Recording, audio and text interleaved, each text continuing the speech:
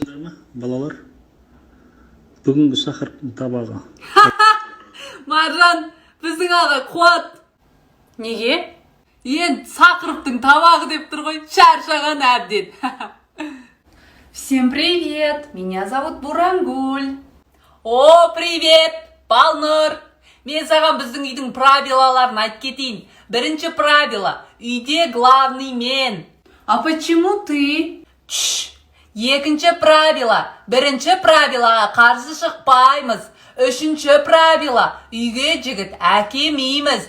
Төртінші правило, бүгін сен тамақ істейсің. Не буду я готовить.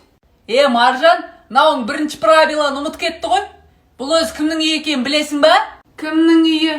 Хозяйканың үйі. Так что бар да тамақ істе. Muchacho, acompáñeme.